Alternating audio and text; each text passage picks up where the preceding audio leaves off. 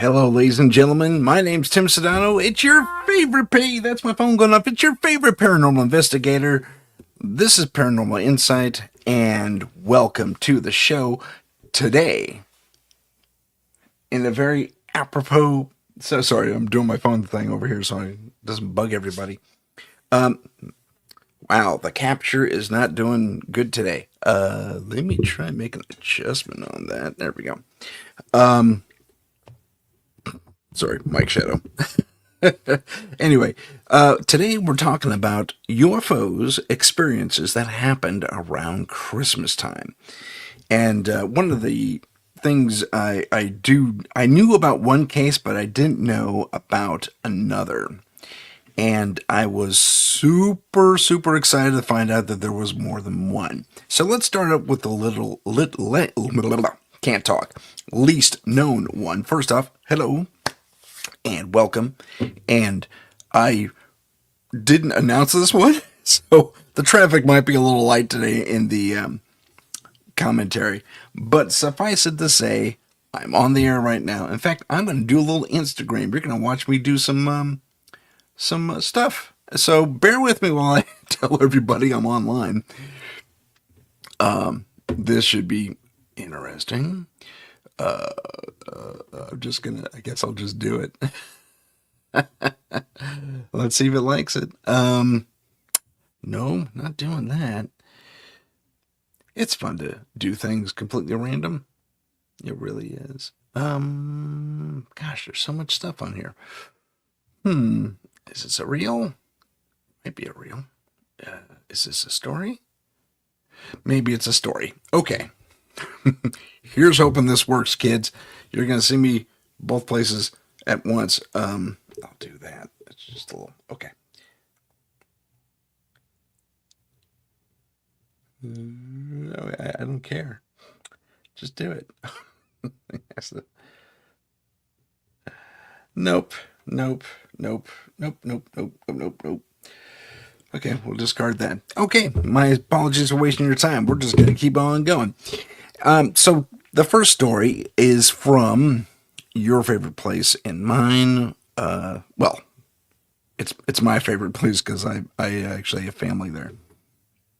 But I'm talking about, let's see if I can get to the right slide first as we get there. Sorry, I do apologize, ladies and gentlemen. It's just me not doing the best thing here. Okay, here we go. Nope. Slides only. There we go. Lovely. Hide that. Ta-da! Okay, I will now share. Okay, so your favorite place of mine, Scotland, is where this story starts. The year is 1977. And in 1977, there was nothing happened. There we go. There was a couple. And their names were Fiona, and I just suddenly lost all my notes. Fiona and Edward McAlister. Now, Fiona and Edward are a lovely young couple. They have a nice little country plot out there in Scotland. Not a lot of people around. And suddenly they're hit with this sound. To hear it described, it's like when you get your ears start ringing because you're getting that pressurization, equalization kind of thing, a high-pitched sound. But apparently this just is overwhelmingly there, and it shatters the tranquility of the place. And so the tone's still there, but they're starting to be able to bear up with it, against a little more. And they look out the window. And when they look out the window, they see a craft. Nope, that's not them.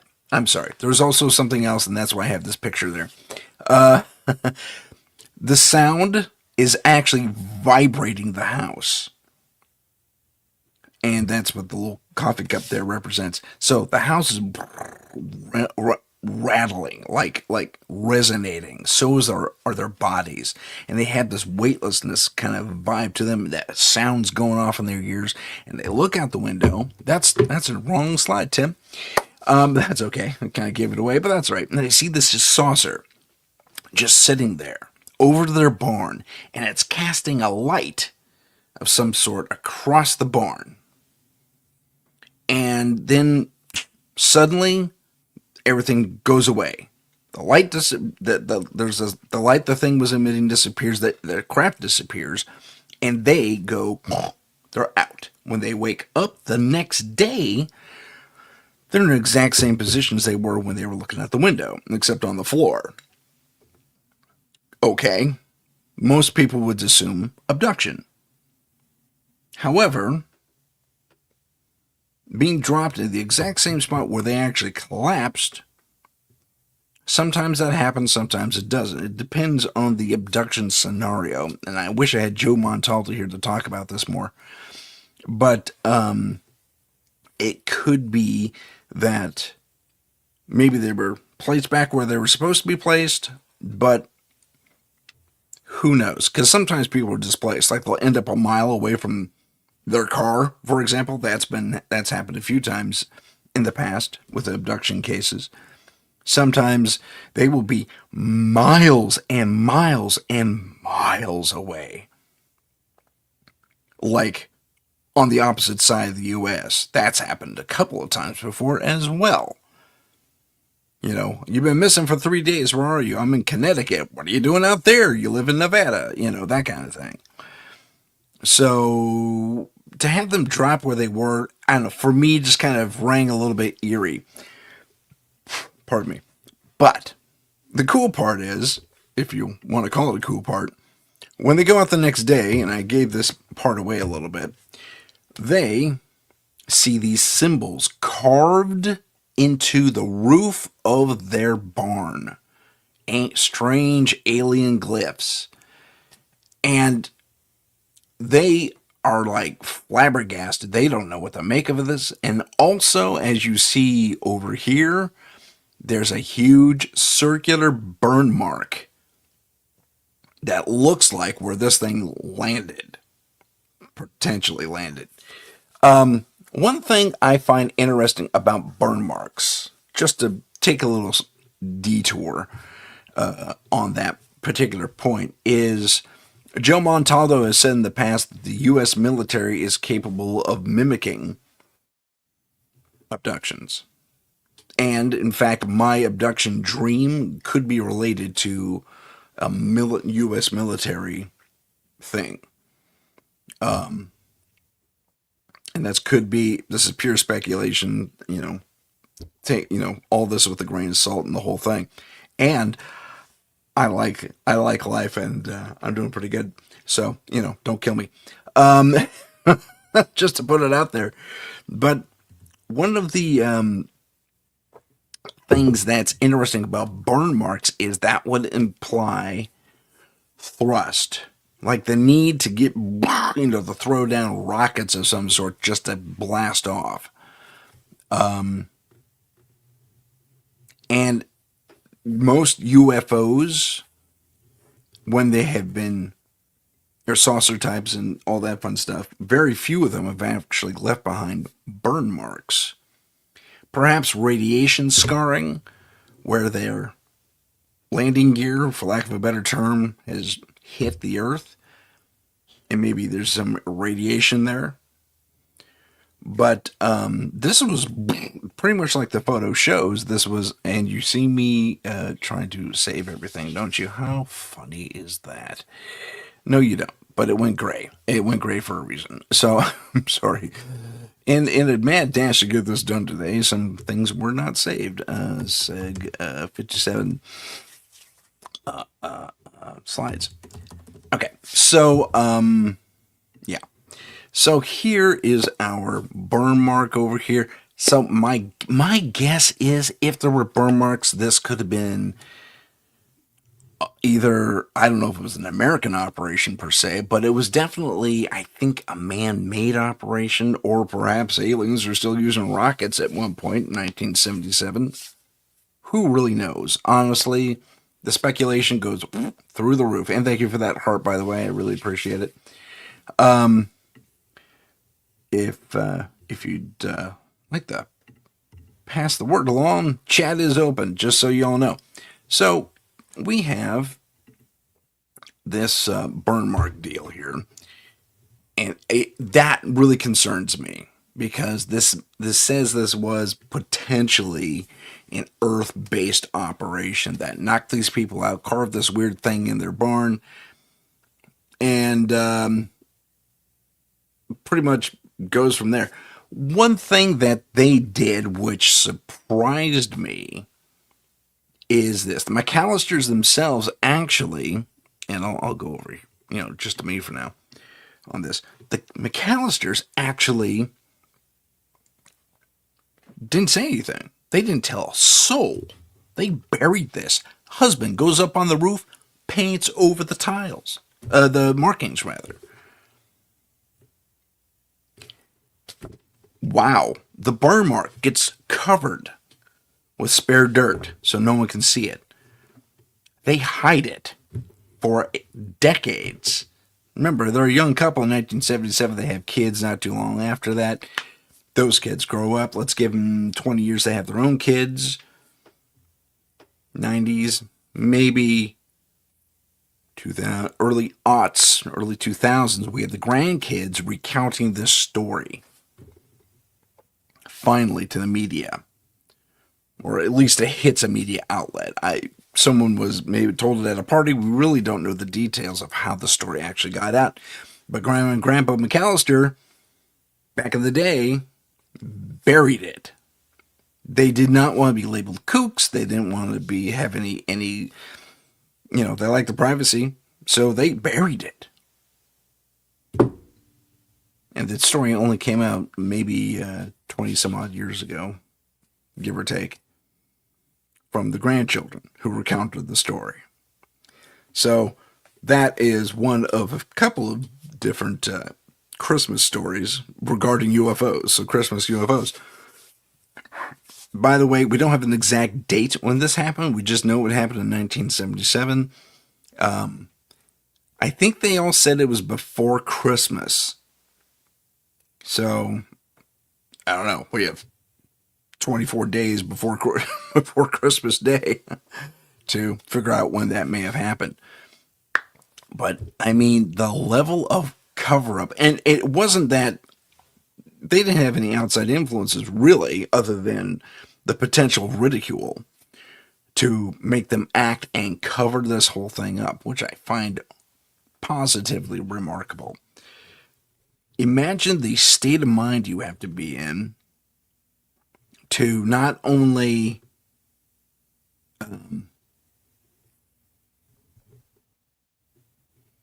experience what you experienced and things go in and all this, you're struck to the floor.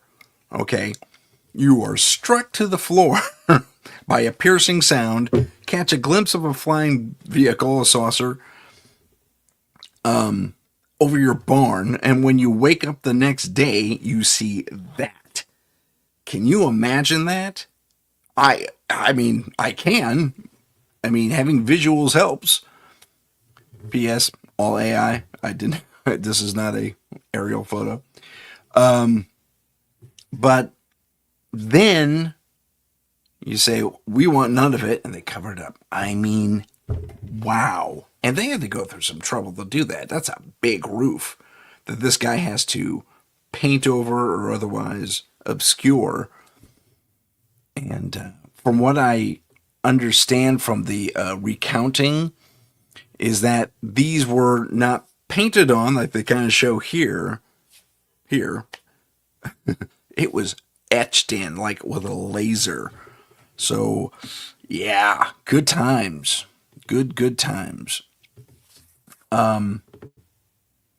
So there we have it. The McAlister case in Scotland, 1977, which is just it's the 70s too. That's another thing. Huge UFO flap happening across the globe. Many flaps, but equaling a larger UFO flap. Suddenly, people were reporting things left, right, and center, getting documents. And this is from the 50s into the 70s, but the 70s seemed to be really when it all kind of exploded. We're post moon landing, we're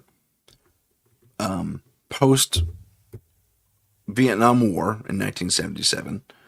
Or conflict, or however it is you want to put that. Pardon me. But nonetheless, there's this ramp up in UFO documentation and activity that is showing a ramp up in activity just across the globe too. I think around that time there's a couple of different nuclear facility shutdowns. Not facility, nuclear missile facility shutdowns by UFO vehicles. Wow, I mean, the 70s was just rife with this kind of thing, and they're making movies about it, and they're making, there's, I think, 79, a couple years after this event over there,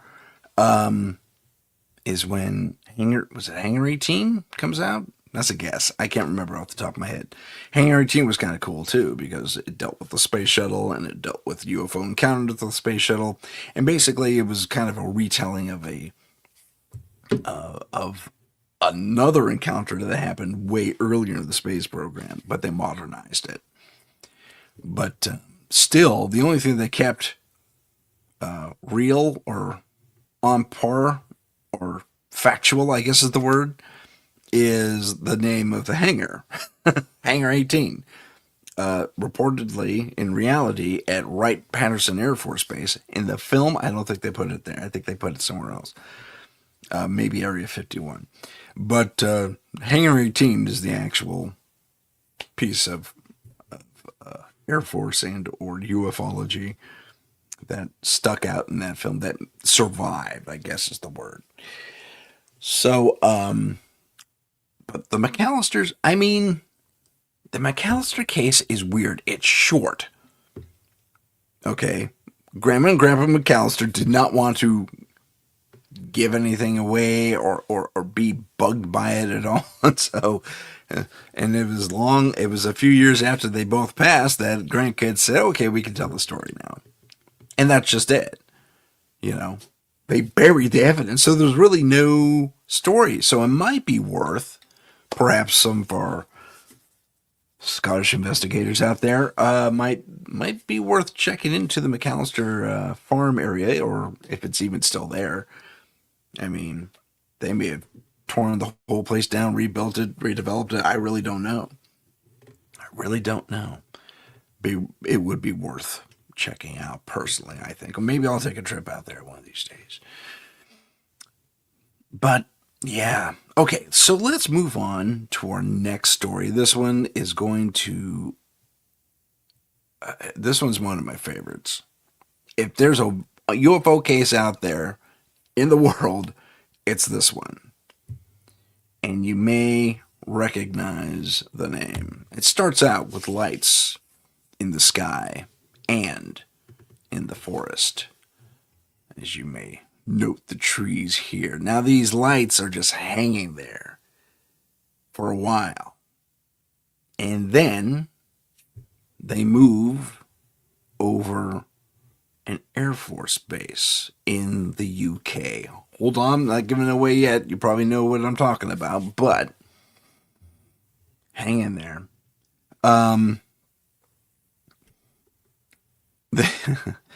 What they report rather, is these lights come over the base and start scanning like with these rasterized laser beam looking things. And the lights turn different colors. They turn like red and orange and stuff like that as they're scanning where they keep the nuclear missiles. The canisters, really, not the canisters, I'm sorry, the fuselages, before they get turned into missiles and have the rocketry attached to them, but the fuselages where they keep the nuclear material for, So that's a big problem. And we just talked about how nuclear missile facilities have been tampered with in the past by UFO activity. So, yeah. The name of this place is Rendlesham Forest. Yep, it's that case. And this did happen on, let me double check my notes because I have notes. They happened on, let me get there. It just says December. I think it was December 26th. Yeah, it is. And it happened for 2 or 3 nights. December 26th to the 28th in the year 1980. So it's 3 years after the McAlisters, and it's not that far away from Scotland. This is in Suffolk, England. This is at the U.S. Air Force Base at Woodbridge, sometimes called Camp Rendlesham, but actually Rendlesham is the forest right next to the airbase. And so they see these lights, and they're doing weird stuff, and they're parking and scanning, and there's visible beams of light coming down from these lights, these orbs, that seem to be scanning where they're keeping the fuselages for these missiles before they get capped with the rocketry parts. And that's a big problem. So they say, what's going on? What is happening? So, the personnel stationed there, everybody witnesses it. There's no covering it up. Everyone sees it. It happens at night. So the daytime guys are fast asleep, but the night shift, everybody knows it. And when they sound the general alert, everybody knows it anyway, even the daytime guys, because everyone gets called to readiness, to red alert, if you prefer. But what happens specifically on the night of December 26th in 1980, these lights come in, they scan everything, and then they disappear again out into the forest, and they go skimming through the forest, going in and out, blah, blah, blah. And what they thought at first was one craft, like you see here in the slide, was actually, it broke apart, went to different parts, and then came back together at the other end of this little gap forest. I call it a gap forest just because it feels like a gap, but it comes out all together and then gone, disappears. So we have 2 people involved in this sighting that kind of are, staples. And this is a AI rendition. So these 2 guys, let's see if I have another one. There we go. So these are AI renditions of these dudes. This is not what they look like. They got the insignia wrong. I mean, the uniforms, I had to beg AI to come close. So everyone has boonies now for some reason. But the gentlemen involved, according to their actual reports, are Sergeant Jim Peniston,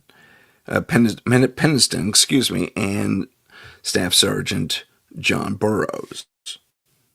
They're the first ones to go out and investigate. I hit the wrong button. There we go. They're the first ones to go out and investigate. And let me go here. So they are sent, it's like, figure out what's going on. And they're sent out to investigate because I believe it is on the second night of the 27th, they're just seeing lights in the forest again. And they don't want to repeat. So they go out, they search a big, dense forest trying to figure out what this thing is. And what they find is an object, kind of triangular or kite-shaped. And it's smooth. And it's black. And it's emitting a soft hum. Okay, we already have a parallel. The McAlisters heard a hum, but for them it was piercing. And maybe it's what knocked them out, because sound can be made to do that, render a human unconscious. So it's humming. That's not hurting them, obviously, but they report it. And one of them actually has a voice dictation recorder. So basically, it's a Walkman of the 80s, but you can record to it, not just play. So they have a dictation machine there. I think that's what they called it. It was just a recorder, about, maybe slightly chunkier than the cell phone here, and about yay thick, and put a cassette tape in. So he's out there, he's recording things, and he's saying, okay, we see this, we're going so many yards, and here's the thing, here's this object, this kite looking thing, this triangular angled kite looking thing that they find. And I'm sorry these slides are out of order, but they kind of are. And there's the kite looking thing. Okay, I will say AI did its best. This is the closest I could get to their description. So, for the time being, this is what they find. Now, there were not this many dudes, and they were not in modern military. Remember, this is the 80s. They didn't have anything this slick back then as far as uniforms go. And this would be a special forces team anyway, just by the looks of it. But I digress. So, let me get over to this thing, because I think that's more fun. So our guys, our people here are dictating what they're finding. Remember, it's just two of them. It's not 7 guys like there are here. 6 guys like there are here. This is just 2 of them. So take away a couple of them in your imagination. Again, AI just wasn't totally cooperating with me. But no, not bad. So they're out there, and they're doing the investigation, and mind you, no video cameras, just voice stuff. And they go on, and they say, oh, okay, we're seeing this weird craft, and they actually go out and they touch it. Brave person. I don't know why that's there. But they go out and they touch it. And this guy's got 6 fingers because he's polydactyl. AI didn't. But, they got the ship right. So we have a polydactyl guy in the AI world. Good times. That just tickles me to no end. But, and they actually touch it, and they say, oh yeah, it's smooth, it's weird, and this is the beginning of a series of encounters that would just baffle everyone, because it just is such a strange case in the first place. I mean, first it's lights, okay? They go out there and they see these lights darting all over the place, scanning their nuclear material and facilities and the missiles themselves. And what they're noticing finally is really just beyond a glow that this thing is giving off. And I don't know if it was orange or yellow or not. I don't personally recall the story as to what color it was. It was just a glow where no glow should be, because this thing looks solid. Oh, beg pardon. But, sorry, when I talk too much, I get yawny. But, not to say, anyway. There was a joke there, and it was too stupid, I'm going to pass it up. But, and,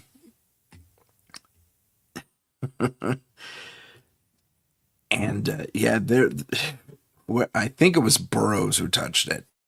Says, oh, that's kind of cool. It almost, I think he makes a comment where he says it almost feels like skin. Okay, we've heard that before too. That's interesting. But that's really the only. Okay, there was a glow with the other thing in Scotland with the McAlisters, but for them it was just pretty stark and burning things into our barn's roof. So I'll give that two things in common: the sound and the glow, both of which are severely diminished in intensity compared to the McAlister case. So our soldiers here are getting the soft version. Maybe they learned the lesson in 3 or 4 years, and they describe the craft. Or I think Burroughs is the one, the recorder. He describes it and says it's about 2 to 3 meters wide, has symbols on it that we don't know what it means, and it seems to be hovering ever so slightly off the ground. And or if it has landing gear, they didn't really inspect. They didn't, it's bad enough one guy touched it, and I think they kept their distance otherwise. And they said, well, if it's not hovering, it's on some sort of mechanism that, a landing mechanism closer under the body, but it looks like it's floating. Oh, beg your pardon. Talkie yawn. Excuse me. So, the object I'm reading. So, it doesn't look like whatever this object is, it didn't disturb anything. There's no, it didn't crash because there's no broken trees, no skid in the earth, nothing like that. So, as they continue to dictate and explore what this thing is, they also note that this thing at the time didn't bear a resemblance to any known aircraft, military, or civilian. They made that note in their tape. You know what? It wasn't Burroughs who touched it. It was Penniston. He's the one who touches the craft's surface.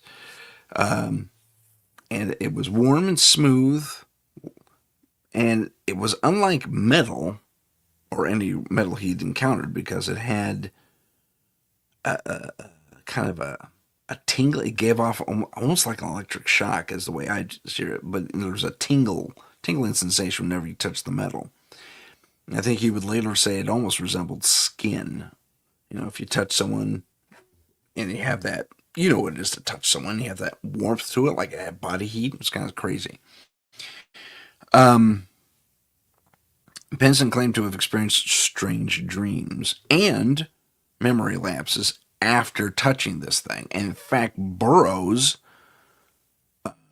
has to kind of half drag him out at one point, guide him out because suddenly he's loopy.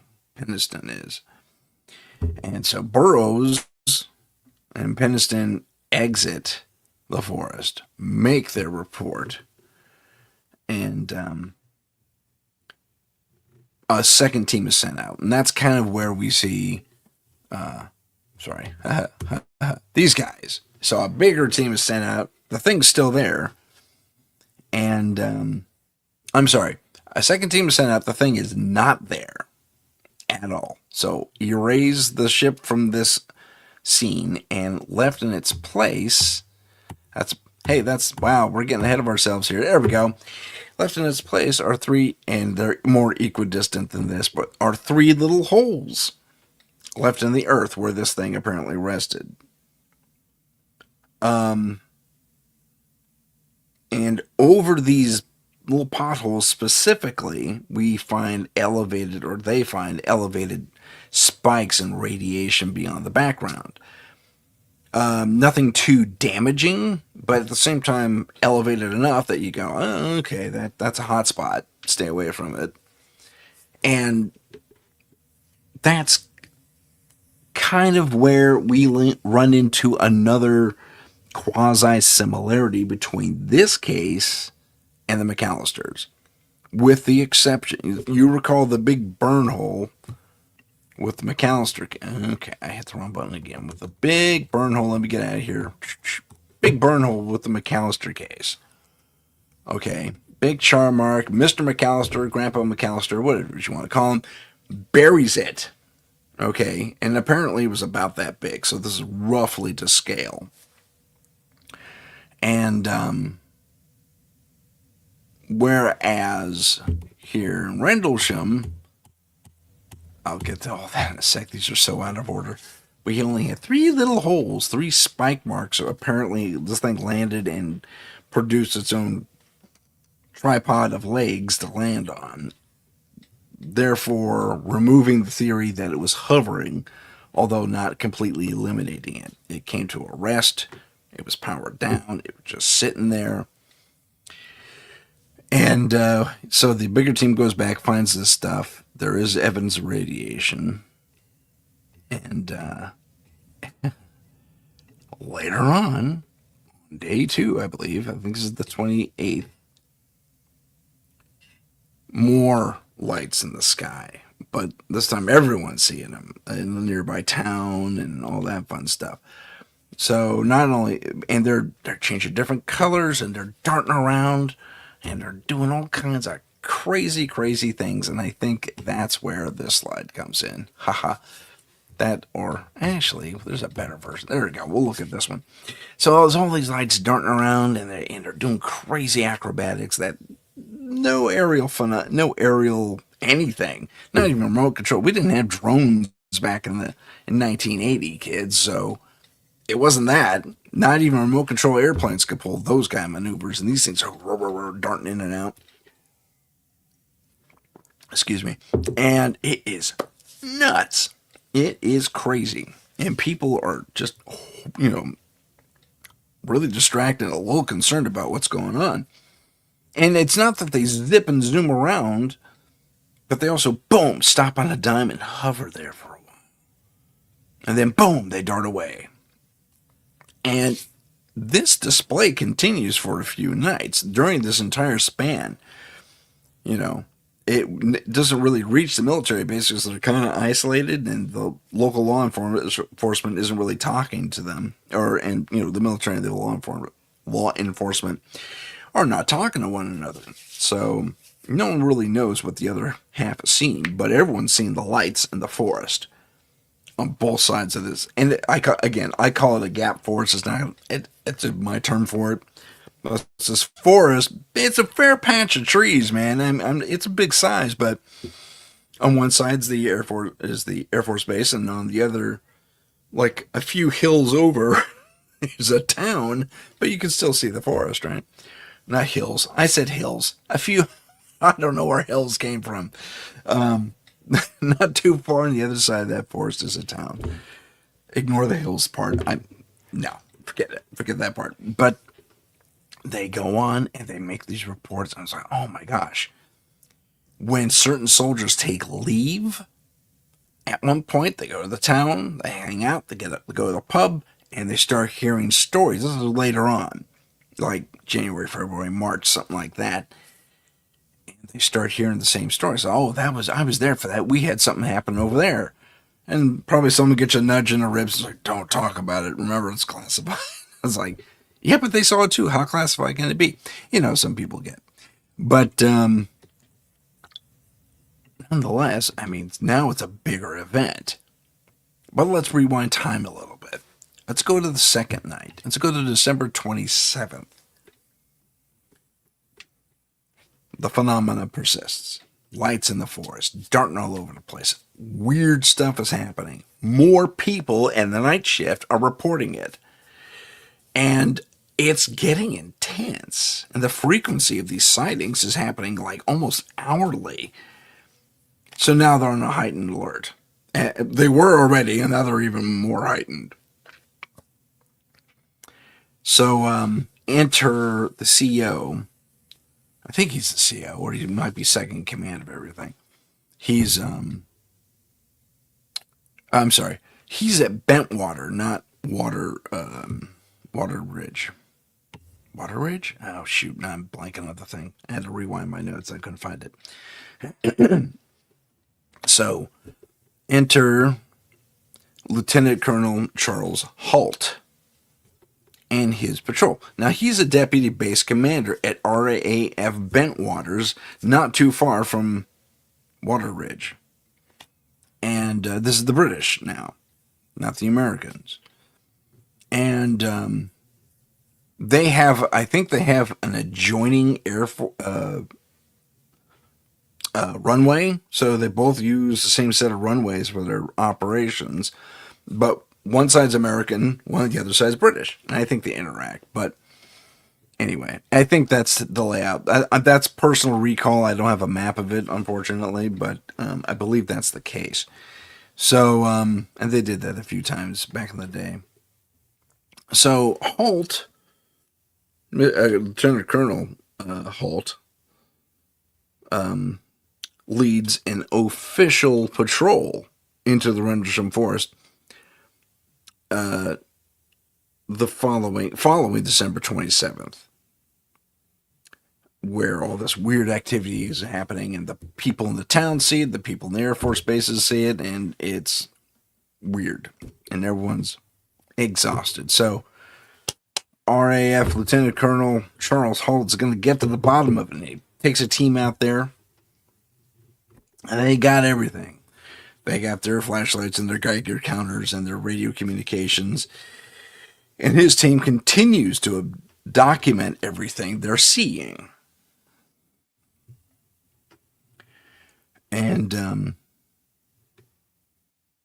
they're seeing the same thing the Americans saw. Because I think there's some limited shared reporting, since the Air Force Base, they both kind of share is affected. So they're, RAF says, okay, we're going to investigate it too. America says, go for it, your place. And during his patrol, he's also making audio recordings. And they capture the radio communications, the ambient sound, obviously, and his direct narration of things unfold, similar to what Burroughs did, because Burroughs had his tape as well. And he's kind of calm. Suddenly the lights appear in front of him, and he's recording as all this is happening, and he's calm yet tense. And there's this, if you've ever heard the tapes, it's amazing, because, oh God, we see that they're right in front of us. And he goes really quiet, and he calls out over the radio about something about goes silent, or, mum's the word or something like that. And it just shuts everybody up, radio silence from this point until I think he says radio silence too. So everyone's watching this stuff. And I got a slide that depicts that. There it is. So everyone's out there watching this stuff. And they're tense, and they're on guard, and they're going, oh my gosh, look at this crazy stuff happening in front of me. And Holt is recording his thing. Okay, now we see 5 yellow. I hit the wrong button again. Now we see 5 yellow lights and 2 red lights. And they keep changing colors here and there and all that fun stuff. And his, with the British accent, of course. And I can't really do one all that well, but you get the point. So they're super calm about it, and they're talking, and they're going, oh my gosh. Strange, just crazy stuff. So, usual reports at this of that type of phenomena: strange glows, odd maneuvers, unconventional aerobatics. They're overwhelmed. They're scared. They're witnesses to this weird stuff.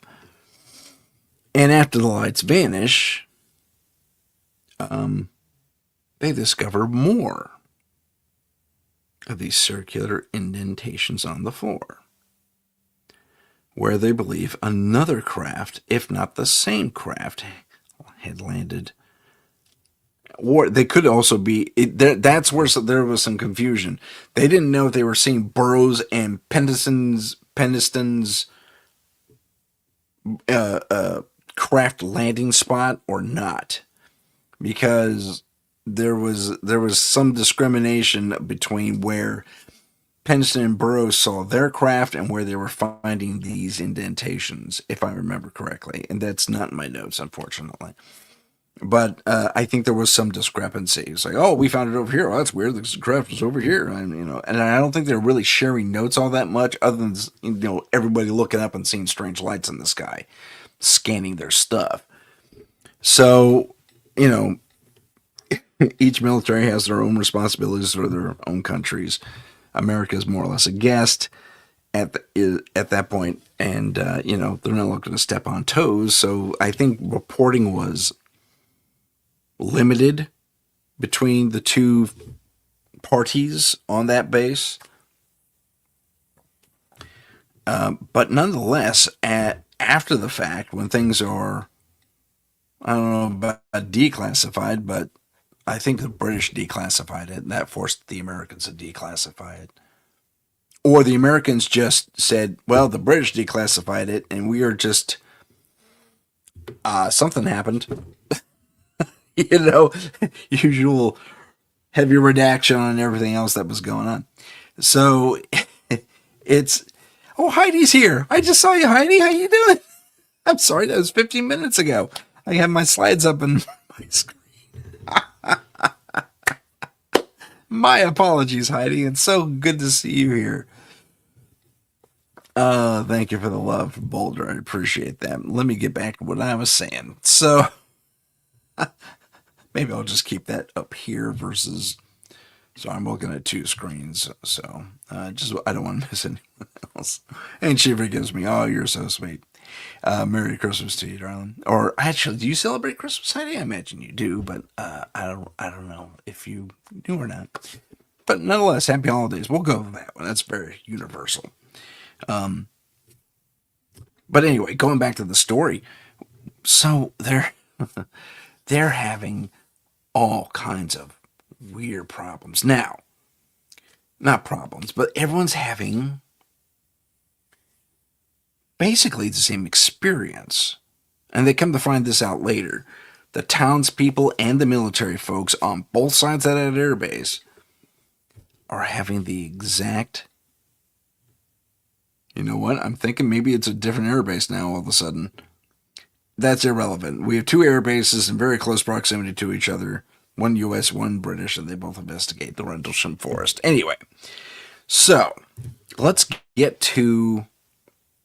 Okay, so we later find out the townspeople and the military folks are all having weird psychological, their effects are happening to them. They're disoriented all of a sudden. There's high anxiety, vivid dreams no one can really describe. And everybody, the townsfolk, the military guys, are on edge. They feel like they're being watched.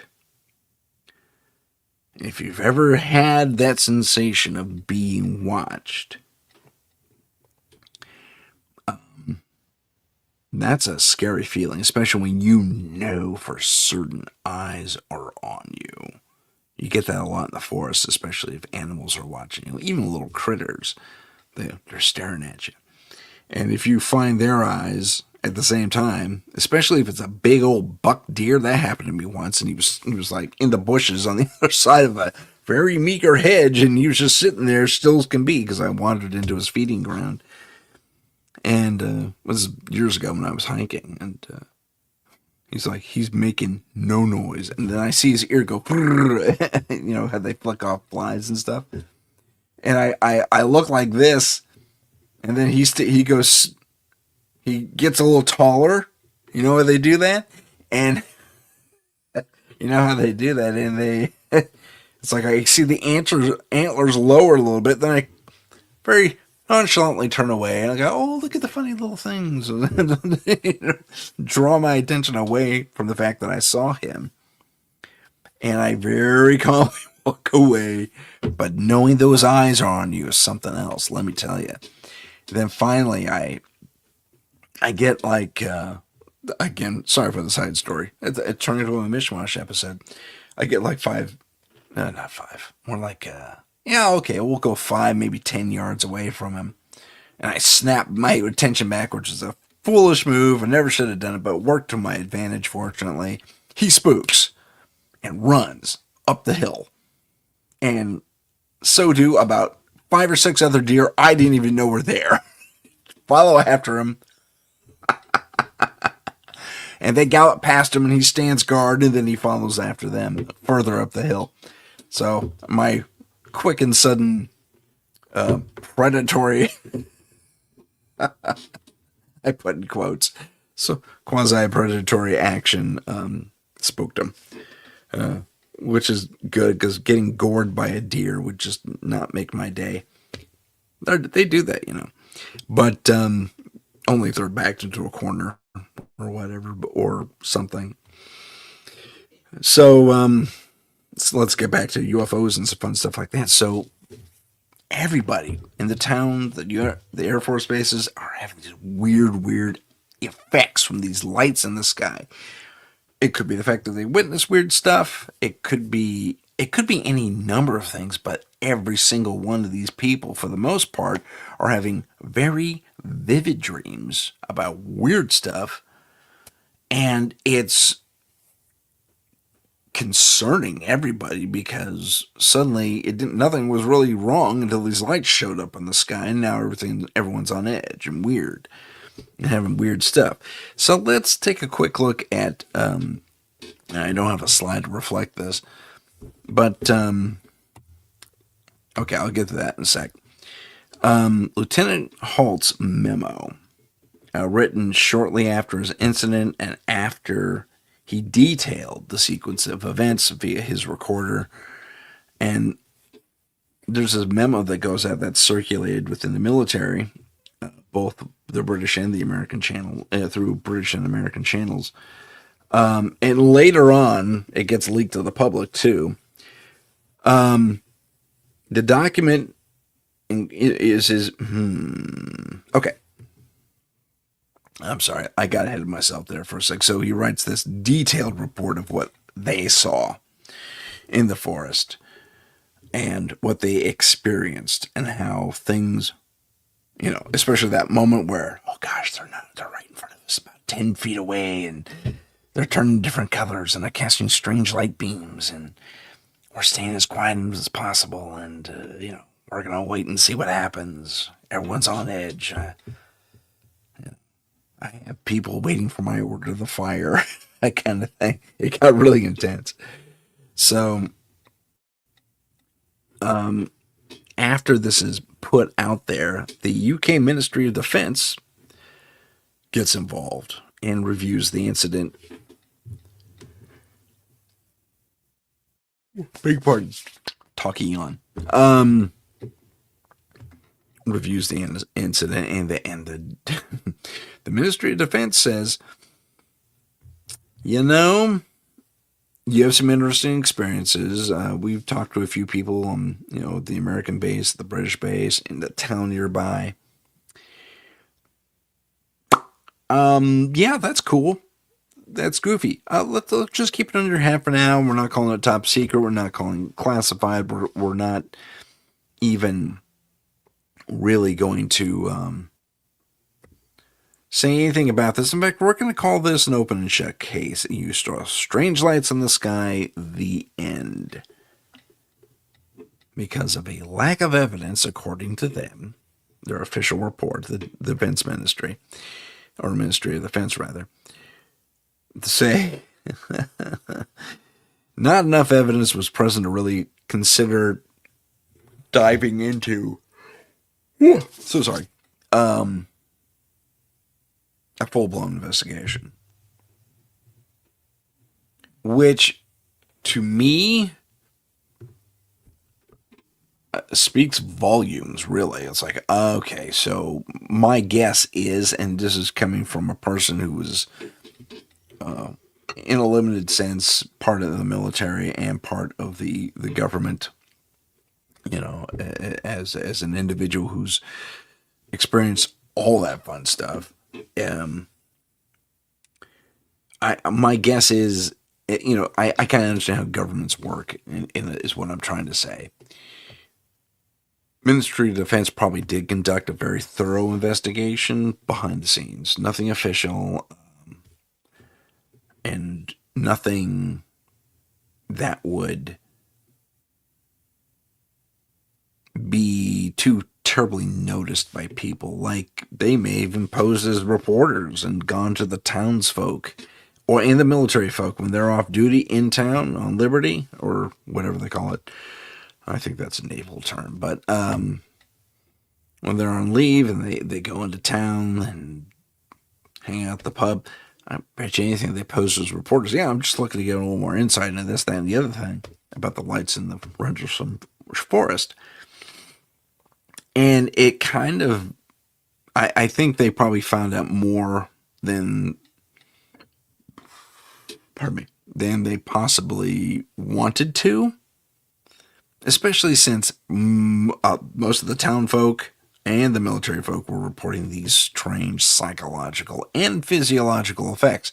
Because some were just, they were disoriented and physically dizzy, which is crazy. That's a rarity.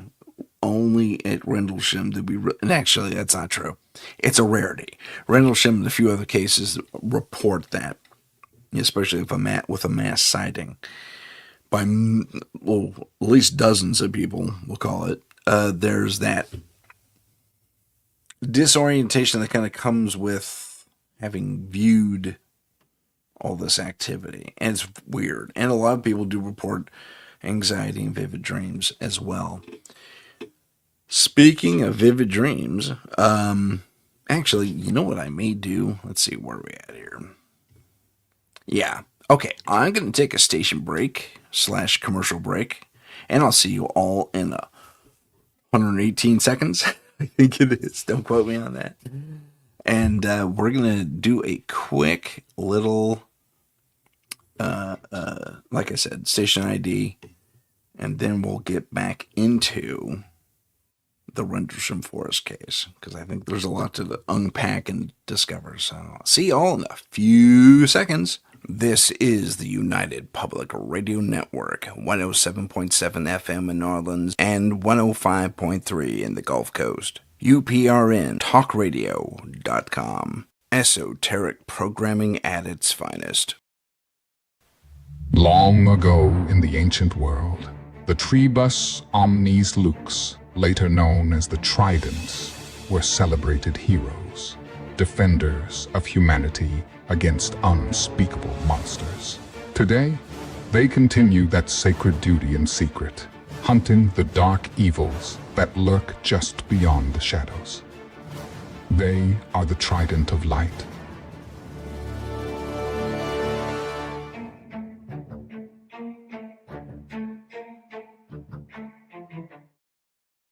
Follow us on Instagram at paranormal.insight. Stay informed on upcoming shows, ask questions, and see what chilling paranormal stories we're following. Don't forget to follow us on YouTube at paranormal_insight. Click the live tab to see our latest videos. And we are back. I'm in the corner. There we go. We are back, ladies and gentlemen. Welcome back to Christmas UFOs, segment 57 here on Paranormal Insight. My name is Tim Sedano, your favorite paranormal investigator, hosting this wonderful, wonderful episode. And thank you, Heidi, for welcoming me back. I promise I can talk. Sorry, Christmas party last night. I had a great time. It was fun. So I'm a little tired. But I digress. I'm not that tired because I love this. Again, this is my favorite UFO case, Rendlesham Forest. So when last we left off, the Brits and the UK Ministry of Defense and the Americans, more unofficially than not, pretty much swept Rendlesham under the rug. Never mind, they had dozens and dozens and dozens of witnesses, not only in the military sector, but in the private sector as well. Quick little hello to everyone who joined us on chat and who are watching us live and gave me that cool little heart. Really appreciate that. That's awesome. Getting back to what I was saying. So it's swept under the rug and it's largely forgotten.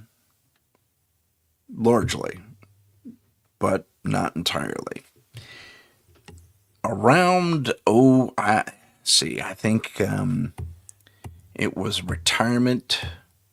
The retirement had kicked in. And I think it was Burroughs initially. Remember those two guys? Let me get back there real quick so I can show you what's going on. So you might remember those two guys, and I'll show you their pictures here. So Burroughs and Pattinson, I'm mispronouncing his name, are the two initial Air Force guys that go out and investigate this. And one of them runs his handle on, brave dude. We have a picture of a polydactyl gloved hand doing that. There it is. And again, these slides are out of order. I'm so sorry, sir. Some stuff's going to get given away. But as we're... so he runs his hand over it. Ooh, crazy stuff. So anyway, Pattinson and Burroughs officially retire. I mean, they're done with the military. They've done their bit a few times over. And they're not even really thinking about this incident anymore. But one thing that stands out, especially to Burroughs, I think it's Burroughs. My notes don't reflect that, and the story doesn't reflect this for some reason when I did my re-research on it. But he remembers also being a victim of all the sleeplessness, where they're having a really hard time focusing. There's this disorientation in general and anxiousness, and it's not letting them sleep that well, and the images keep playing over and over and over and over in their head. And they, so Burroughs digs through his stuff, because he still had some of the files. He had the old notebook he was using. He had the recording he was using. I think he had, either he got it back because the case was largely dismissed, or he made a copy of it. I can't remember which, but something told them to hang on to that evidence. So, as he's going through this stuff, he finds a notebook of his. And this is not the best example, I must add. No matter how many times, I was pretty adamant and argued with AI of what this should look like. But here it is. So imagine this on a small notepad and handwritten. I'll zoom in a little bit so you can see what that is. That's a series of ones and zeros. And he hand wrote page after page after page with a small spiral notebook. Ones, zeros, ones and zeros, ones and zeros, and an alphabet in a binary code, basically. And he starts pondering this. It's like, gosh, I don't even remember doing this. And the way it's written like he was not paying attention to the lines because it was skewed. But again, AI wouldn't reflect any of this stuff, and this is as close as I could get. Anyway, so again, use your imagination. This is actually a small spiral field notebook that all these ones and zeros are handwritten on. So in handwritten penmanship. And it's off to a side, like he wasn't paying attention to what the lines were. He wasn't keeping it. He didn't care, He was just flip, flip. And he does not recall doing any of this at all. It's like he hit these weird little mini fugue states,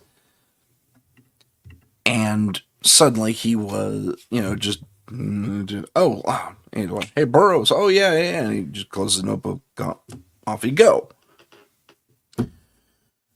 So, at one point, the ones and zeros end in his notebook, and he's got a few pages left, and then regular old notes on his, because he was an MP, or SP, I guess is in the Air Force we call them SPs.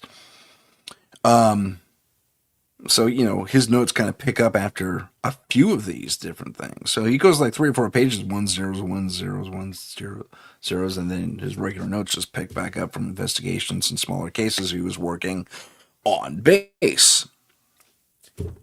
And he says, what the heck is that? I don't recall doing this at all. So he calls Patton. It's not Pattinson, but I'll call him Pattinson for now. And he says, hey, Pattinson, you remember anything about this? He says, no, I remember weird dreams, like really freaky weird dreams. I was like, what are you talking about? He says, well, it was kind of after you went missing. Huh? I will state at this point, this is kind of from my memory, which may be a little fuzzy, but nonetheless, this is kind of what happened. So Pattinson tells Burroughs, yeah, you went missing for a little while. And I was kind of out of it for a little while. It's like I knew you weren't there, but I was a little distracted and wobbly myself. I couldn't even figure out which way was up, really. And I think I even fell asleep at one point. What? You fell asleep on duty? Dude, you were gone on duty. I mean, you went AWOL. Don't give me your crap. So they talk about this a little bit more. And Burroughs hits on the idea. It's like, wow, were we drugged or something? Because we talked to those guys. Apparently, the American government, we later find out, did talk to Burroughs and Pattinson and say nothing happened. Don't talk about it. Don't write about it. Don't sing about it. Don't say it. You forget it. Well, they're good soldiers. They it wasn't until he was digging through things that Burroughs gets reminded of all this, and Pattinson didn't really forget. And he says, yeah, so Burroughs brings up the ones and the zeros. And he says, did you remember me writing these things? I was like, yeah, you were nuts about that. You kept doing it, and I had to keep snapping you out of it because we had work to do. He says, I remember getting snapped out, yeah, like I was daydreaming, but I don't remember actually writing all this stuff down. He says, I barely saw what you were writing, so I don't know about that specifically. But, so if you say you wrote ones and zeros, I believe you, but I never actually saw it. I just remember we weren't supposed to talk about it. He says, yeah, man, this is bugging me, though, because now it's interfering with my day-to-day life here in the here and now. And Pattinson advises him to just, have an extra beer that night and just casually re-forget everything. And Burroughs says, yeah, you're probably right. Well, then Burroughs would find out later that he and Pattinson started having their really vivid dreams again. And they're weird and discordant. And it's like, it's bizarre. Like they're in different weird alien vistas and stuff like that. And they just cannot figure out what's going on. And they keep talking back and forth. I said, I am so freaked out by this. And Pattinson says, I just don't want to deal with it. And Burroughs is a little more, got his handle, a little more, got a little bit more of a handle on it. And he says, you know what? I think I'm going to tackle this a little bit. And, Pattinson says, remember, they told us to forget about this, so be careful. Okay. So remember, they're at retirement age. Okay, they left the military and now they're at retirement age, and all this stuff starts coming back to them. They're kind of weirded out by it. Burroughs goes and sees a regression guy, a hypno regression person, and nope, let's not do that. Sorry, something popped up on my screen here. So he goes under hypnosis, and he tells the doctors, like, listen, I had this experience. I just want to remember more about it. Oh, okay. Fantastic. This will later become, I could be getting the names mixed up. Maybe this was Pattinson the whole time. Could have been, but I remember it being Burroughs for some reason.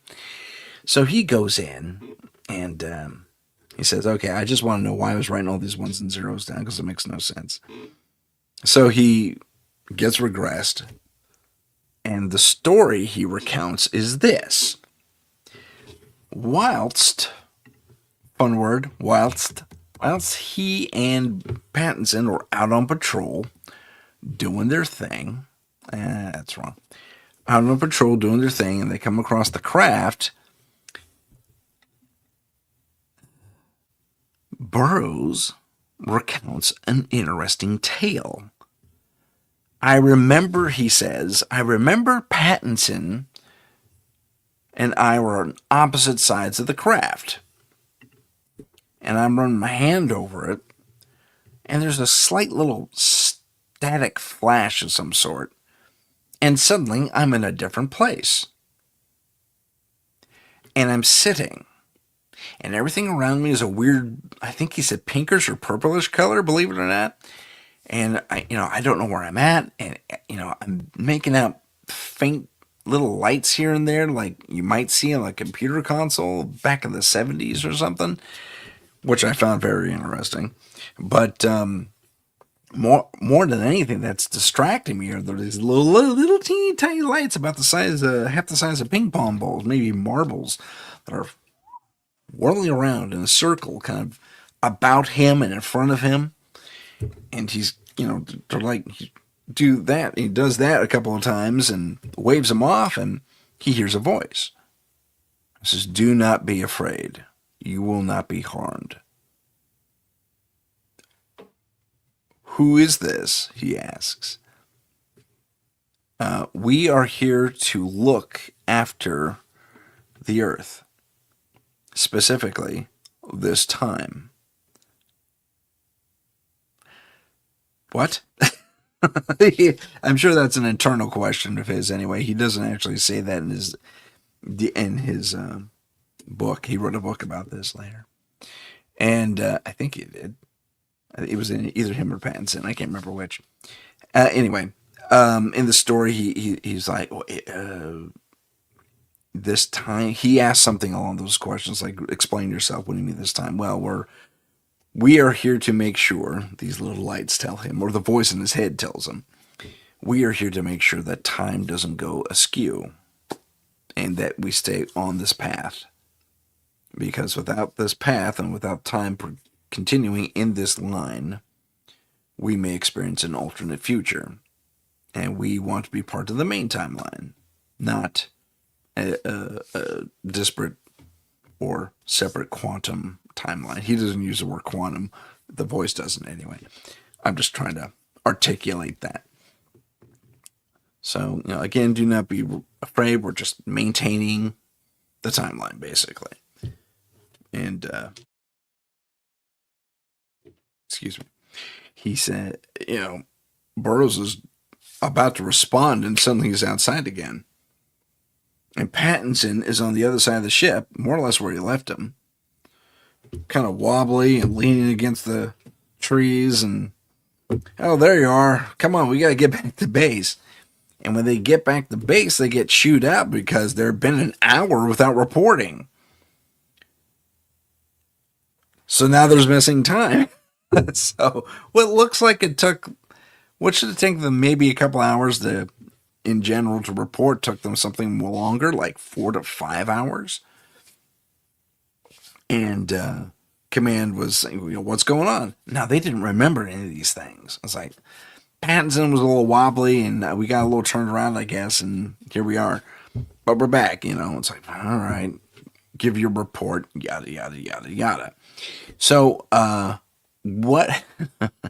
So he comes out of the hypnoregression, and his counselor plays back the tape for him,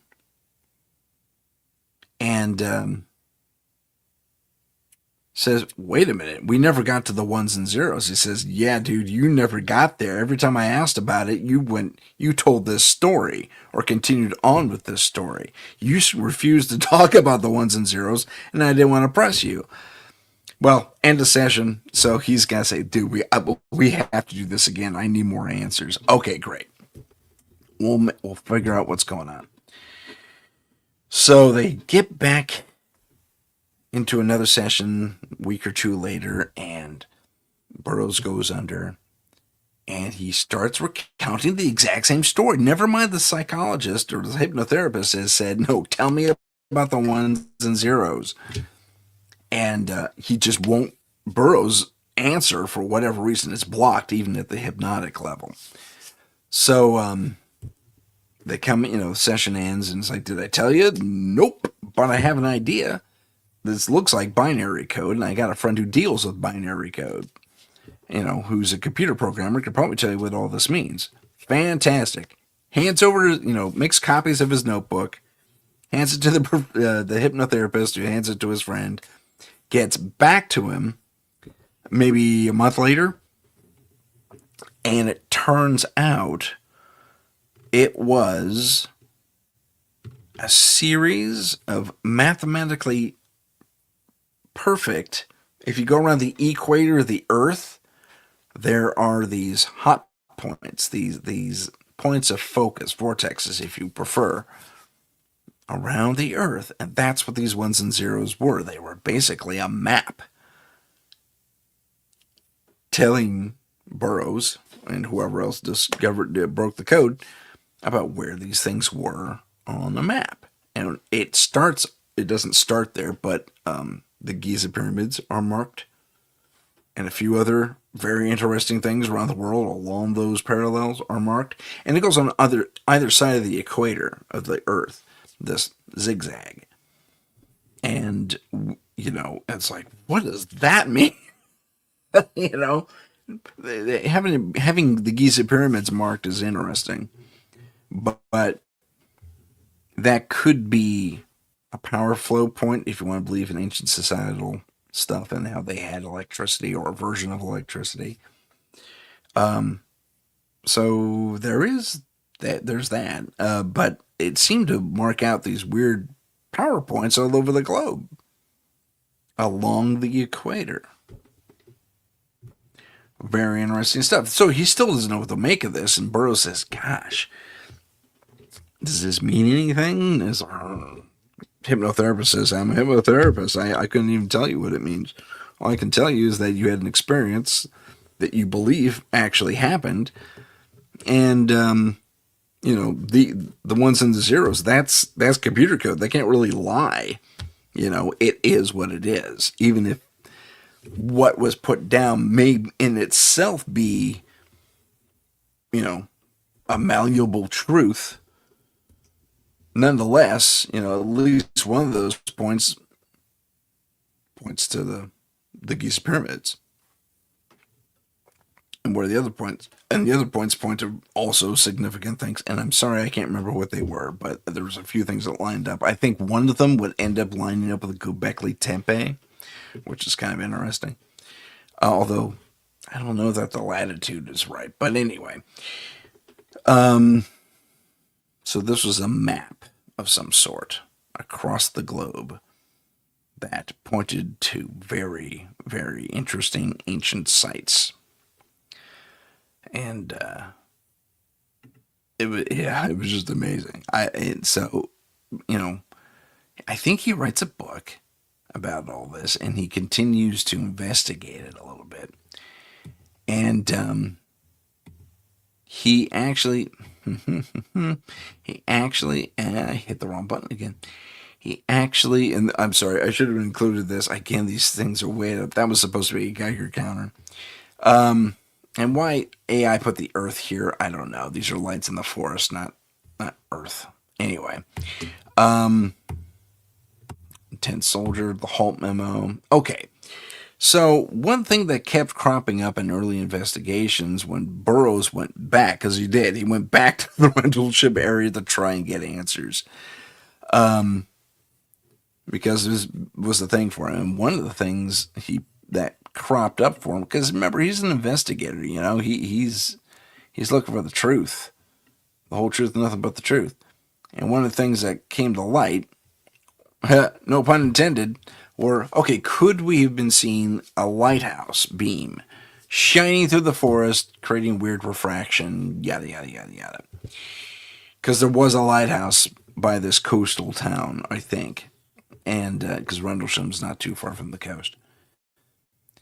And it turns out this thing was beyond the curvature of the Earth. So you couldn't see the lighthouse. Except for it lighting up the back of a hill once in a while, and it was so dim and distant, it didn't really pan out. Never mind, that was one of the things that the Defense Ministry actually floated as an idea. Oh, you're probably seeing the lighthouse over at such and such. Nope. So he shot that down, which I was happy for. This is another version of, AI does weird things. Anyway, and we're back to the lights. So he actually burrows or Pattinson. Again, I'm not, still unclear as to who did what, or who these people, whether it was Burroughs or Pattinson. But I seem to recall it being Burroughs, and I will restate that. I'm sorry, I'm a broken record about that, but he goes back to the town and say, what did you guys experience back then? Because I had weird dreams. Did you have weird dreams? Oh, yeah, we had weird dreams. So he starts doing his own investigation, piecing together all these different things that happened roughly at the same time, including lights in the sky of different colors performing bizarre acts in the sky that no jet, no civilian plane, no military craft whatsoever that they knew of could actually perform. I mean, severe turns, start and stops, propulsing away at incredible speeds and then stopping on a dime. No sound from these things whatsoever. No hum, nothing. And no visible signs of propulsion like we have in all of our more modern craft. So we're definitely dealing with something outside of the norm. Burroughs comes to discover. No kidding. And he concludes that he finds it interesting. He comes to an interesting conclusion in that Burroughs says that his belief was, while these UFOs and other things have performed these bizarre, aerial acrobatics and affected the population of 2 Air Force bases and a town to the point to where nearly everybody was having weird dreams and unexplained anxiety and all that fun stuff. It was his regressed recall of what he saw and felt and heard in the craft. And he assumes he was inside the craft, and he says it was bizarre because it was kind of like, and the Brits would especially appreciate this, any sci-fi person would especially appreciate this. He says it was kind of like the TARDIS. It was larger on the inside. So even though he was sitting and the roof wasn't too far above him, that craft, even if the guy was sitting, would not be able to accommodate a person. It wasn't big enough. So that was kind of fun. That was a fun little side point. So continue the theme from there. So it was what was said to him that really stood out more than anything. And this is what my takeaway is too. We are here, this voice or these lights or whatever they were said, we are here to protect time, to make sure Earth stays on its current trajectory in the temporal sense.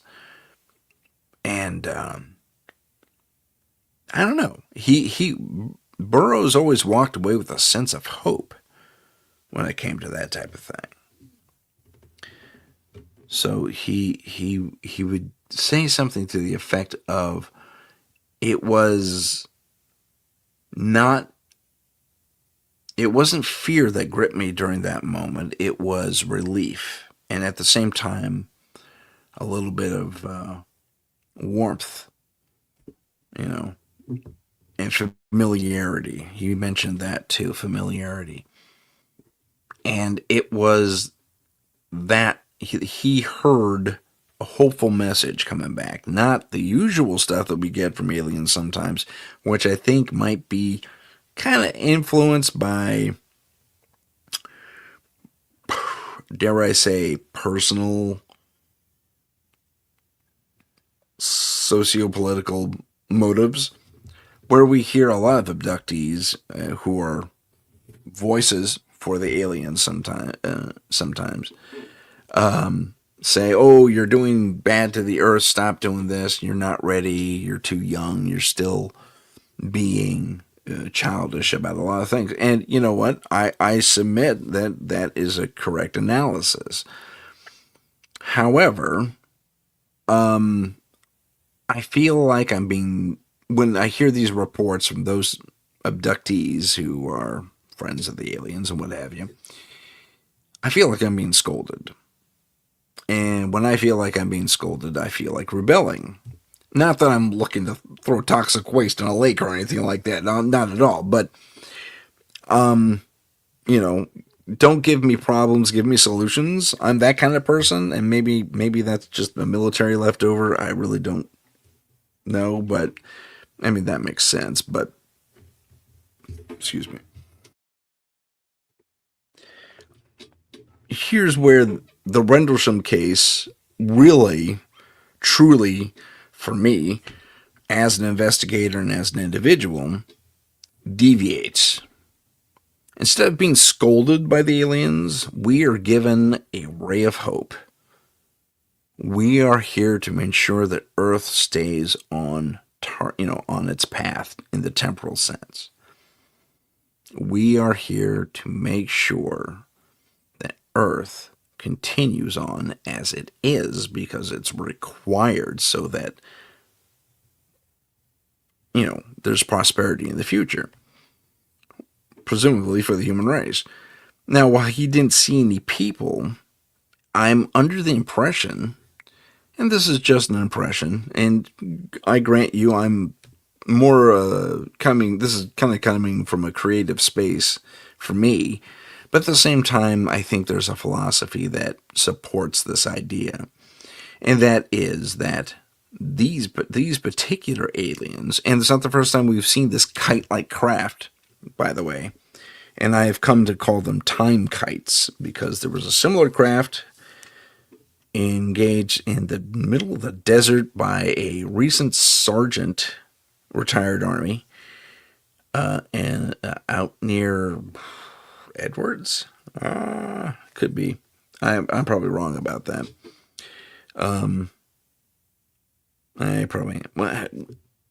I think it was in an Air Force base, but it was outside of an Air Force base on a lonesome road, and he gets stopped by this craft. And it's basically the same thing. It looks like a kite.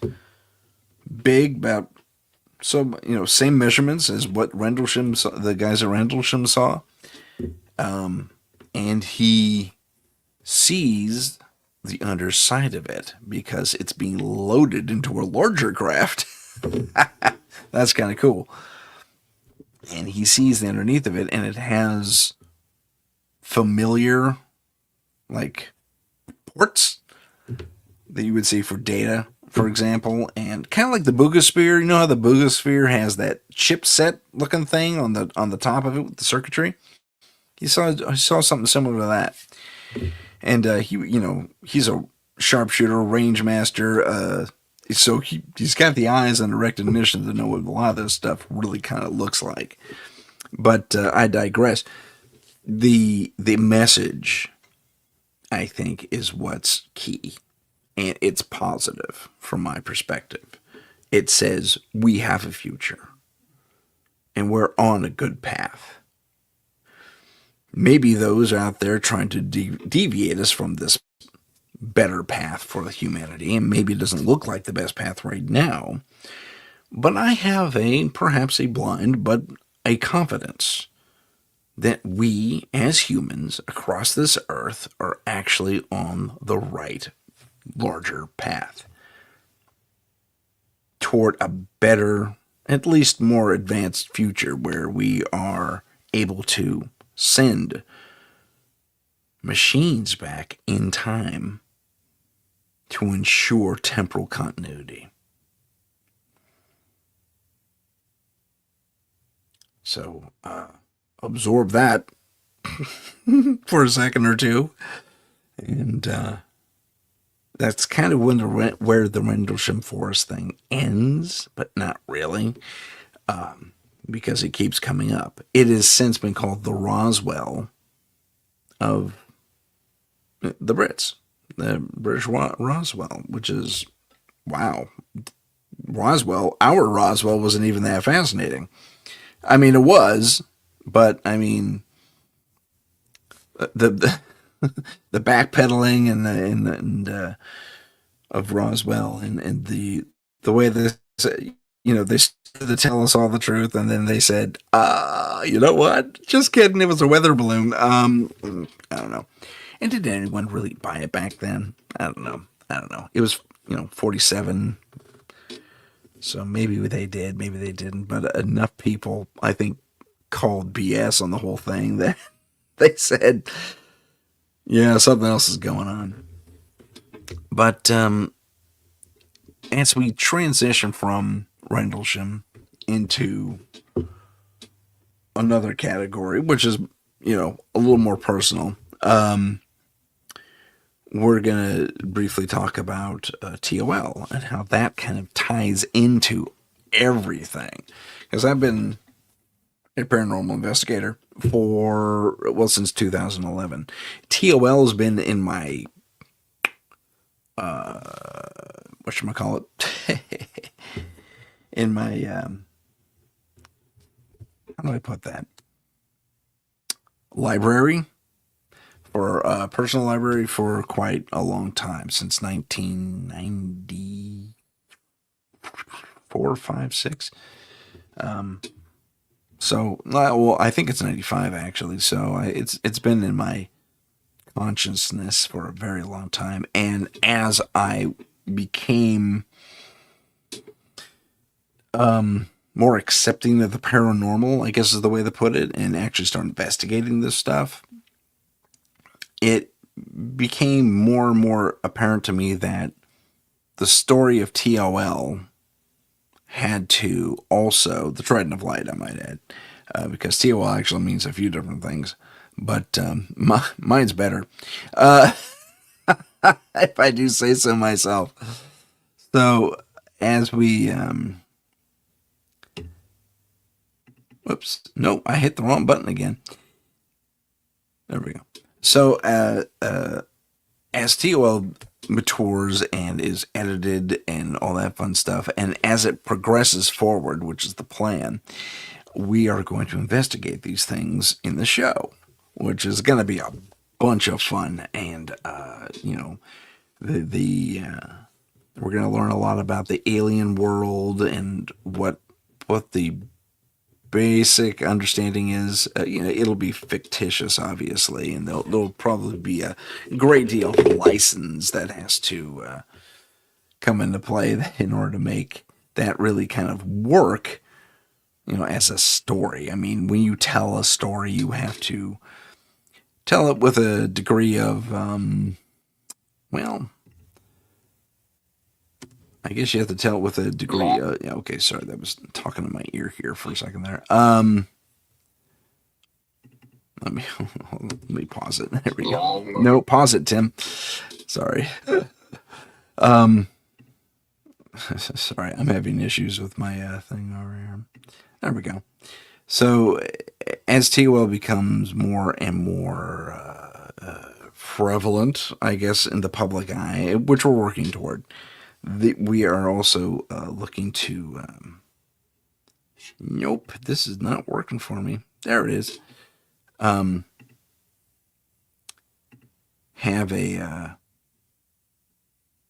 a handle on the real stuff that we know. To say that we know, only a few people really have a clear idea, but I want to include the tall whites, the Nordics, the reptilians, all these cool alien creatures, like from a story perspective, where we have an opportunity to share not only the story of TOL, but did that pop up again? I'm sorry, I have no screen right now. There we go. But to have a slightly more realistic grasp on, and this is playing in silent in the background as I do it, a slightly more realistic grasp on the actual culture of what's out there in alien world as we explore these monster hunters, which will later become much, much more. So yeah, we have monsters here on Earth that we have to hunt and all that fun stuff, but it's also, we have a responsibility to provide a sort of, I'm trying to get that just so, right there. A responsibility, sorry, this thing's in the way. A responsibility to not only tell a story that means something, but to tell a story that actually reflects the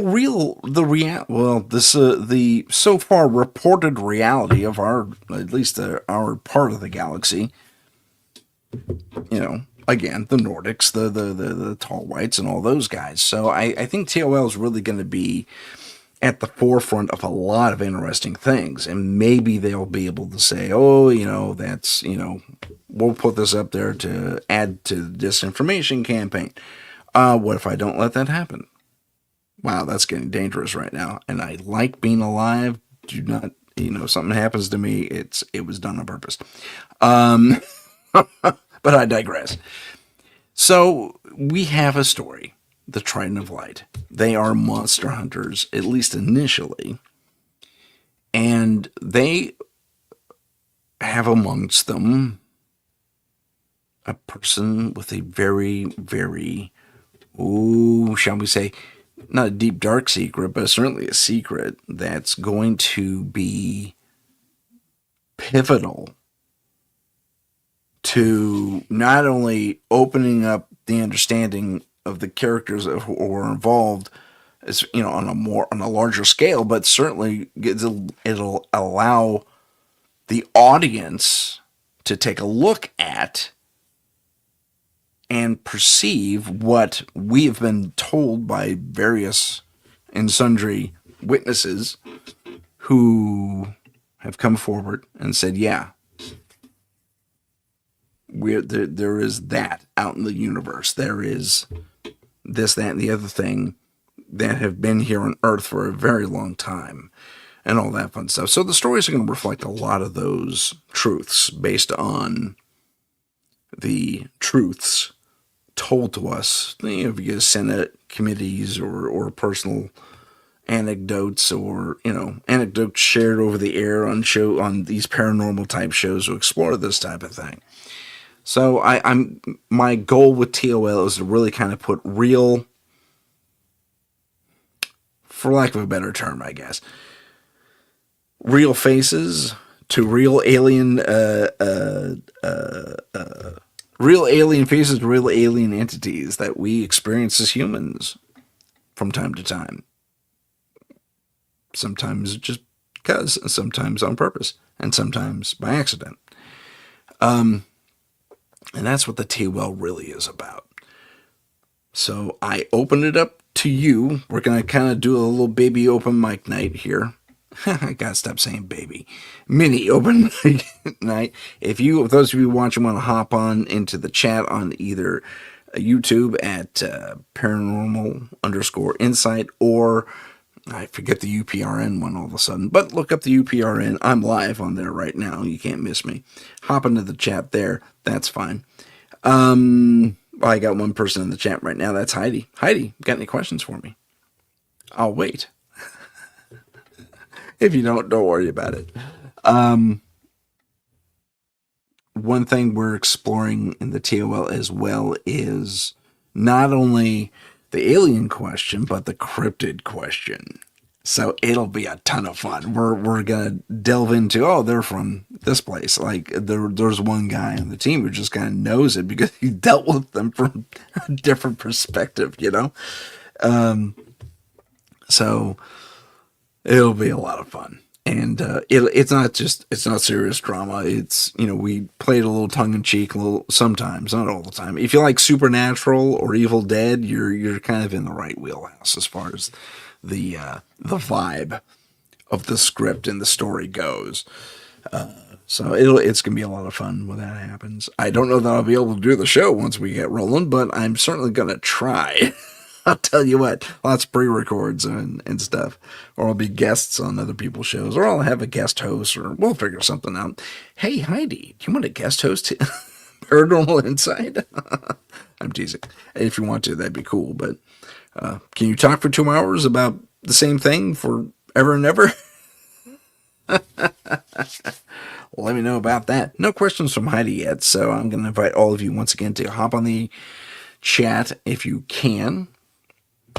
And, yeah, ask me some questions. We got about anything we've discussed today, not just TOL, but Rendlesham, about the McAlister case, which is, wow. I can only imagine McAlister's fears, really. And I don't know that I wouldn't do the same thing, especially back in the day, because no one wants to be called off. No one wants to be called crazy, you know. So, and we're coming at this, we're kind of in this disclosure type of deal right now, and we have been for the past 10, 20 years, maybe 10 to 15. But certainly the last decade, where that stigma is washed away, which I'm thankful for. So there is that. Again, we have question. The lines are open, as they say, although it's just chat. If you want to hop on the air, I could probably send you a link. Yes, I can. And we can share, we can have you on the show to ask me questions, which is fun. So if you do have questions for me, come on down. If not, that's okay. I hit the end of my notes.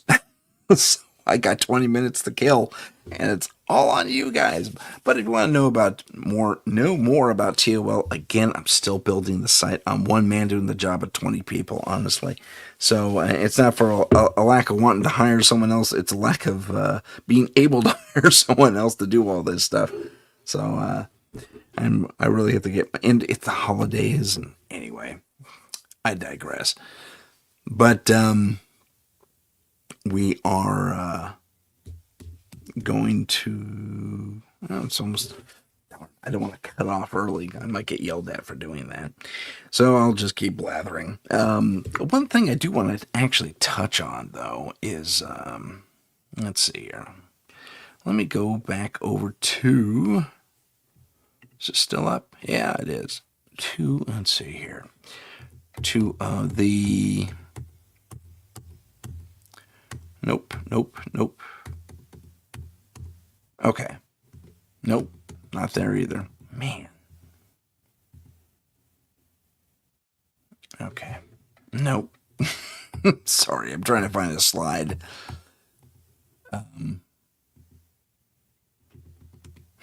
Okay, I guess the slide isn't there that I thought I had.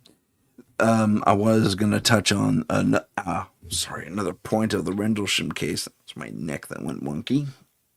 Excuse me.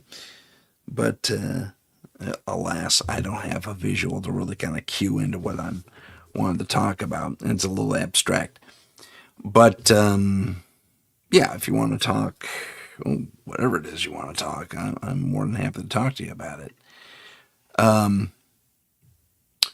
One of the things I wanted to share as well is,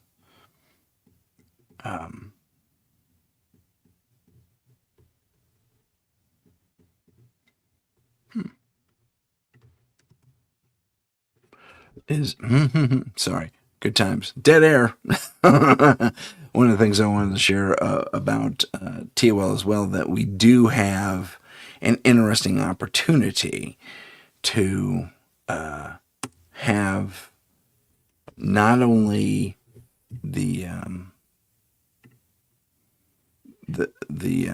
gosh, I kind of goofed that up a little bit. The opportunity to tell one story, but given that this is an international team, international not team, organization, we will have an opportunity to tell the story of TOL from various perspectives, which I find fantastic. And I mean, if you have the wherewithal, even if it's on a low budget, and you have the wherewithal to do 5-6 episodes at maybe a half hour each, and you want to tell the story of a TOL team in Scotland, since we were talking about Scotland earlier, yeah, and you want to include your local folklore and the monsters and stuff like that, yeah, I would be willing to open the license to have you guys come in and tell your story and be backed by my production company. As far as, again, having the rights and licenses to use our stuff, I'd send you opening credit collateral, kind of like what we have here in the the story where, back in the day, and then this happens, and then, up comes Scotland, which is cool, and go from there. I think this is 2025. Yeah, it does. There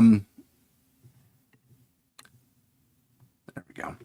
So so that is one fun perspective I wanted to share right now. I'm willing to make this a very international space and have various countries provide their stars and or fans or whatever, and you do your best, man. You send it to me, and if you need help with special effects, maybe we can help you with some special effects at one point. Don't get too elaborate. Again, we're still in the planning stage, so I'm just kind of spinning ideas right now. But the idea would be to actually get this out there, and like I said, there's a TOL team in every major city. If I didn't say that before. So in the story, there's a TOL team in every major city. Bangladesh, Moscow, even. Yeah. I mean, the great thing about the TOL is it doesn't have borders the way the rest of the world does, because the idea is that we're unified on the mission to rid the world as much as we can of all these monstrous evils that are looking to attack and or consume humanity at the more visceral, basic level, as food. People are not food, people are people, okay? So, and that's the basic philosophy. So if, again, Vietnam, Korea's blown up right now in the television world. So, we got something out there. TOL team in Korea totally would work, and that'd be great. And we probably get the titles done in Korean and all of that, wherever you're at, really. I mean, it wouldn't be hard these days to change the titles and stuff like that. So I think the TOL idea has a lot of merit. There are stories all over the world, and when it comes to especially our mythologies and what we face, sometimes even the here and now, like we have, I wouldn't say Bigfoot's a monster per se, but he's certainly a curiosity. And we're learning, even if it's not official, we're learning more and more and more about them. People are not food. Your friends are good. Not, I think you said it, Google autocorrect. Not, your friends are not food. No, they are not. Heidi made a mention in the chat. That was pretty funny. So, yeah, we're getting through yeah, for sure. She made a little ha-ha, and I agreed with her. So again, the idea, and by the way, since it's just one team in the U.S., different U.S. cities, absolutely. TOL Colorado or Denver or wherever is your, I don't know. I don't want you to give away your town, Heidi, but let's say Denver for now. Reno, TOL Reno. They could literally be everywhere. The franchise is limitless, realistically. And it's not to say we can't have the foreign guys in like Bangladesh or even China, dude. I honestly, I know China's not economically our best friend right now, but the people themselves, they love this stuff. You know, that's really what it's all about. We're kind of unity through creativity. I think this is really the best way to go. So, you know, I'd love to have TOL Beijing. That would be great, dude. They're taking on all their different monsters. There's the hopping vampires, for example. That'd be great. So unity through creativity, that's kind of the goal of TOL. We're looking to get the Trident of Light across the globe, bringing us stories from across the globe, where we can really share our not only our innermost fears but our innermost hopes. I think that's a really cool idea. Oh, and Heidi agrees with me. Thank you so much, Heidi. I'm glad you like that idea. So we're narrowing down to our last few 10 minutes, and I've been blathering about my own project. But that's okay. One of the other things we'd like to explore in the TOL as we get to the close of the show is having the ability to do a little profit sharing, because, you know, it really doesn't matter how well received a given global episode would be received. You know, we'd like to have little dolls made up for Team Scotland or Team Colorado or Team Beijing or whatever. I thought that'd be kind of cool. Little interactive things for everyone to enjoy. Be they bobbleheads or be they actual little what are those called? Not plushies. The little dolls they used to have. You know, like action figures or something like that. I think that'd be great.